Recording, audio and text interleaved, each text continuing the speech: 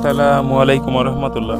প্রিয় দর্শক, আবু জুর ইবনু আমর ইবনু জারি রহমতুল্লাহ আলাই থেকে বর্ণিত, তিনি বলেন, আমি আবু হুরায়রা রাদিয়াল্লাহু তাআলা আনহুকে আল্লাহ রাসূল সাল্লাল্লাহু আলাইহি সাল্লাম হতে বলতে শুনেছি।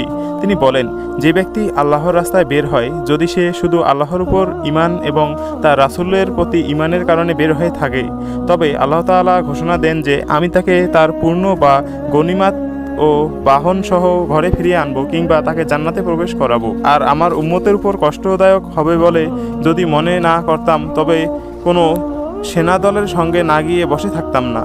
আমি অবশ্যই এটা ভালোবাসি যে আল্লাহর রাস্তায় নিহত হই, পুনরায় জীবিত হই, পুনরায় নিহত হই, পুনরায় জীবিত হই, পুনরায় নিহত হই। আসসালামু আলাইকুম রহমতুল্লাহ। প্রিয় দর্শক, আবু জুর ইবনু আমর ইবনু জারি রহমতুল্লাহ আলাই থেকে বর্ণিত, তিনি বলেন, আমি আবু হুরায়রা রাদিয়াল্লাহু তাআলা আনহুকে আল্লাহ রাসূল সাল্লাল্লাহু আলাইহি সাল্লাম হতে বলতে শুনেছি।